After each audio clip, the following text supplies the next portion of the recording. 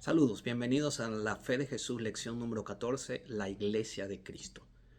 Vamos a hablar 3 puntos: fundación y fundamento, organización de la Iglesia y las características de la Iglesia verdadera. La pregunta número 1 es: ¿quién fundó la Iglesia? ¿Quién fundó la Iglesia? Estamos hablando de la Iglesia de Cristo, la Iglesia cristiana. Vamos al Evangelio de Mateo. Y en el Evangelio de San Mateo nosotros encontramos en el capítulo 16 de Mateo, capítulo número 16, versículo 16 al 18, lo siguiente. Respondiendo Simón Pedro dijo: Tú eres el Cristo, el Hijo del Dios viviente. Pedro entonces dice: Tú eres el Cristo, el Hijo de Dios viviente. Entonces Jesús le respondió: Bienaventurado eres, Simón, hijo de Jonás, porque no te lo reveló carne ni sangre, sino mi Padre que está en los cielos. Y yo también te digo que tú eres Pedro, y sobre esta roca, dice Jesús, edificaré mi iglesia, y las puertas del Hades, el infierno, no prevalecerán contra ella. Así que la Biblia nos enseña que Jesucristo es el fundador de la iglesia cristiana. Muchas personas, ¿verdad?, al leer este versículo, piensan que fue Pedro el que fundó la iglesia cristiana. Pedro está reconociendo que él no es el Hijo de Dios. Pedro está diciendo: tú eres el Hijo de Dios. Lógicamente, el fundador de la iglesia cristiana es el Hijo de Dios, el Señor Jesús. Ahora, no podemos aplicar que el texto Jesús le dice: y sobre esta roca yo voy a edificar mi iglesia. Esa roca no se refiere a Pedro. Esa roca se refiere a Cristo. En toda la Biblia, Jesús está simbolizado en una roca. Vamos a dar un ejemplo. Cuando los israelitas salen de Egipto y tienen sed, Moisés golpea la roca y de la roca sale agua para que el pueblo tomara. Es símbolo de Jesús. También cuando se construye el santuario, Jesús es simbolizado como la piedra del ángulo. En los tiempos de Salomón, cuando se construyó el santuario, exactamente menciona las escrituras que hacía falta la piedra angular. Y por allá encontraron una piedra exacta que dio con la terminación del edificio. Luego el apóstol Pedro en sus cartas también dice que Jesús es esa roca simbolizada en el Antiguo Testamento. Y por eso surge Jesús como la roca de Sarón, o la rosa de Sarón, o la fuente de agua de vida. Así que la Biblia nos enseña que Jesús es el fundador de su iglesia. Es tanto así que el libro de Apocalipsis dice que Jesús tiene las llaves del infierno, de la muerte. Por eso dice que la muerte, el infierno, el sepulcro, no van a prevalecer contra la iglesia de Jesucristo. Vamos a la segunda pregunta. Efesios capítulo 2, versículo número 20. ¿Quién es el fundamento de la iglesia? Efesios. Vamos al libro de Efesios capítulo número 2 y el versículo número 20. Dice así la palabra de Dios: edificado sobre el fundamento de los apóstoles y profetas, siendo la principal piedra del ángulo Jesucristo mismo. Ahora, el apóstol Pablo a la carta a los Efesios menciona que esa roca, a la cual Cristo dice: sobre esta roca, sobre esta peña, voy a edificar mi iglesia, se refiere a Cristo. Por eso el apóstol le dice a la carta a los Efesios que la iglesia cristiana está fundamentada sobre los apóstoles, sobre el Antiguo Testamento, sobre los profetas, el Nuevo Testamento, y sobre la principal roca, piedra, que es nuestro Señor Jesucristo. Si hubiese sido el apóstol Pedro el fundador de la iglesia, estuviera diciendo Pablo y siendo la principal piedra el apóstol Pedro que está en Jerusalén. Pero en ninguna manera la Biblia apoya esa teoría. Así que la Biblia nos enseña en la carta de Efesios capítulo 2 y el versículo número 20 que el fundamento de la iglesia, sobre la cual la iglesia está sostenida, es Jesucristo y su palabra. Ahora, vamos al libro de Efesios. En el capítulo número 4 está la siguiente pregunta: ¿quiénes son los dirigentes de la iglesia? Nótese que Jesús es el fundamento de la iglesia, el que fundó la iglesia, pero Jesús trabaja con los seres humanos, los que son parte de su equipo campeón, los que son parte de su iglesia, de su reino. De hecho, la palabra iglesia significa congregación o asamblea. Dice capítulo 4, versículo 11 y el verso número 12, dice así: y él mismo el Señor Jesucristo constituyó a unos apóstoles, a otros profetas, a otros evangelistas, a otros pastores, a otros maestros, a fin de perfeccionar a los santos para la obra del ministerio, para la edificación del cuerpo de Cristo. Así que, ¿quiénes son los dirigentes de la iglesia? La Biblia enseña que son pastores, son los ancianos, son los evangelistas, son los profetas, son los apóstoles, y en fin, toda aquella persona que forma parte dentro de una estructura organizada de la iglesia de Jesucristo. Digamos, los líderes de la iglesia de Jesucristo, siendo la principal piedra del ángulo, el presidente de su iglesia, el dueño de su iglesia, el Señor Jesucristo. Pero la Biblia nos enseña que Cristo ha dado pastores, ancianos, evangelistas, apóstoles, profetas. Vamos a otra pregunta. Mateo 4, versículo 23 nos va a dar la respuesta. La pregunta es, ¿cuál es la triple misión de la iglesia? Cuando hablamos de la triple misión, es lo que la iglesia está enfocada en tres aspectos que fueron parte de la obra de nuestro Señor Jesucristo. En San Mateo capítulo 4, versículo número 23 nos dice la palabra: y recorrió Jesús toda Galilea, enseñando en las sinagogas de ellos y predicando el evangelio del reino. Número 1. Jesús predicaba el evangelio del reino. Número 2. Sanando toda enfermedad. Jesús sanaba las enfermedades de las personas. Y número 3 dice, y toda dolencia del pueblo. Así que Jesús enseñaba, número 1. Jesús predicaba, número 2. Y Jesús sanaba, número 3. Así que el Señor Jesucristo se enfocó en enseñar, se enfocó en predicar y se enfocó en sanar. Entonces, ¿cuál es esa triple misión que tiene la iglesia? La Biblia nos enseña que es enseñar, predicar y sanar. Por eso debe la iglesia tener una estructura donde pueda tener centros educativos, centros de enseñanza, donde debe proveer hospitales o sitios, ¿verdad?, de prevención de las enfermedades, atención médica y además del evangelismo, de la predicación del evangelio. Así que esa es la triple misión de la iglesia. Vamos a otra pregunta. ¿Cómo se debe gobernar la iglesia? Vamos a Hechos capítulo 6, el versículo número 1. Y el versículo capítulo 6, versículo 1 hasta el versículo número 4. Dice así: en aquellos días, como creciera el número de los discípulos, hubo murmuración de los griegos contra los hebreos de que las viudas de aquellos eran desatendidas en la distribución diaria. Entonces los 12 convocaron a la multitud de los discípulos y dijeron: no es justo que nosotros dejemos la palabra de Dios para servir a las mesas. Buscad pues, hermanos, de entre vosotros a 7 varones de buen testimonio, llenos del Espíritu Santo y de sabiduría, a quienes encarguemos de este trabajo.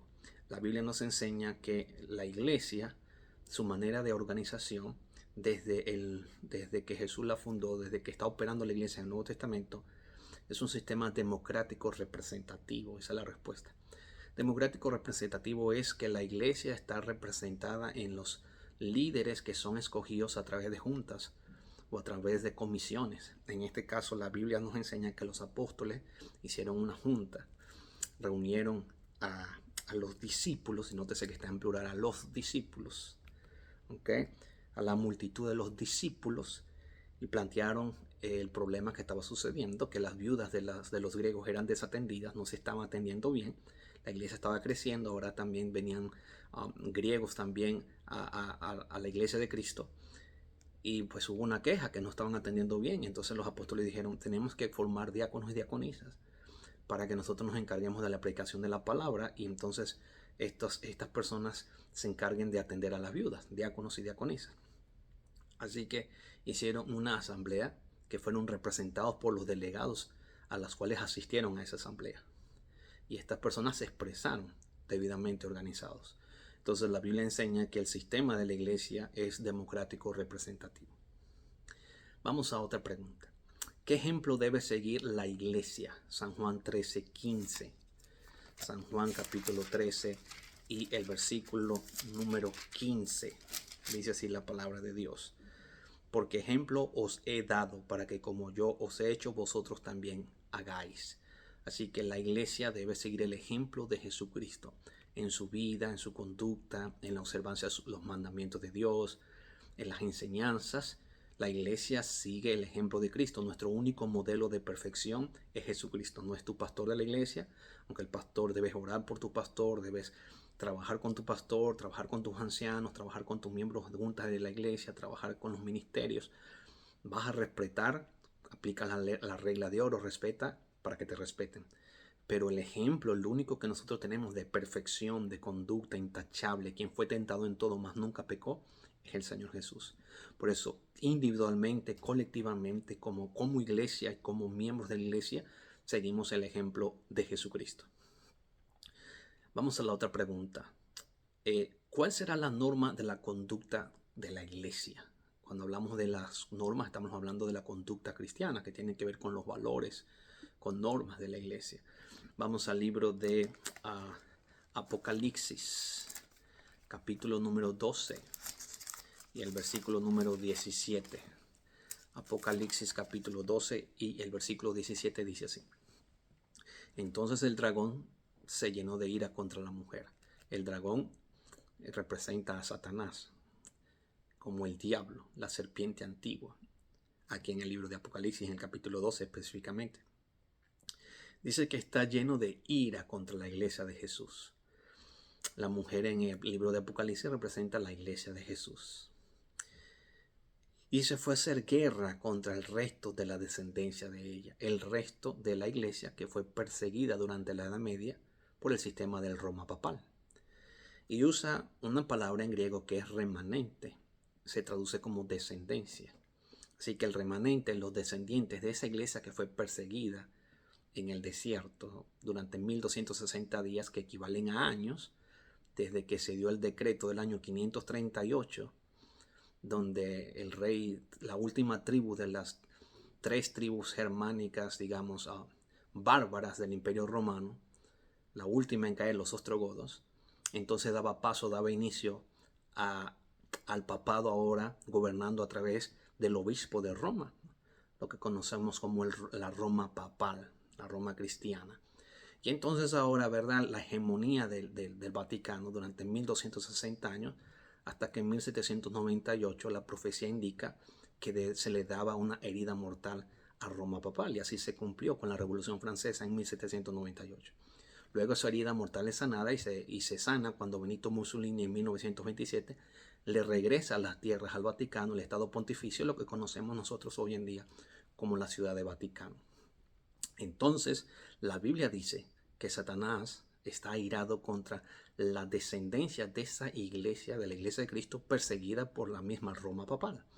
Pero estos descendientes, los que fluyen después de 1798, y que de acuerdo a la profecía bíblica en 1844, donde termina la profecía de Daniel 8, con respecto a las 2300 tardes y mañanas, entonces según la Biblia, la profecía, esta profecía que termina en 1844 da inicio al remanente o a los descendientes de la mujer. Y tienen estas características. La Biblia, observa lo que dice la Biblia, cómo el diablo, con quién está airado el diablo, contra qué iglesia está lleno de rabia el diablo.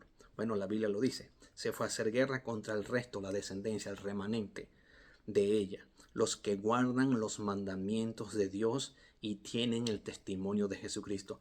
Nótese que hay 2 características. Guardan los mandamientos de Dios. Y estos mandamientos de Dios es los que hemos estudiado, los 10 mandamientos.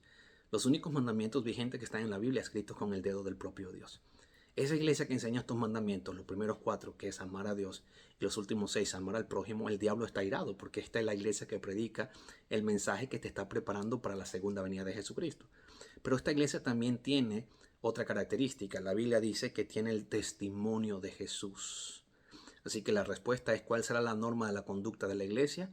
Guarda los mandamientos de Dios y el testimonio de Jesucristo. Ahora vamos a ver qué es lo que es el testimonio de Jesús. Ya sabemos que los mandamientos son los 10 mandamientos escritos con el dedo de Dios.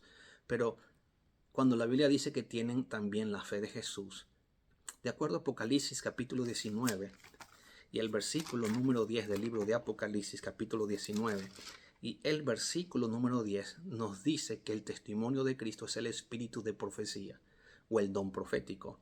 Apocalipsis capítulo 19, versículo número 10 dice: yo me postré a sus pies para adorarle. Y él me dijo: mira, no lo hagas. Yo soy consiervo tuyo y de tus hermanos que tienen el testimonio de Jesús. O sea, del remanente. Dice: adora a Dios, porque el testimonio de Jesús es el espíritu de profecía. Quiere decir que el don profético también es un don vigente en la iglesia del remanente. sea, el don de profecía es uno de los dones espirituales. Lo menciona la Biblia en el Nuevo Testamento.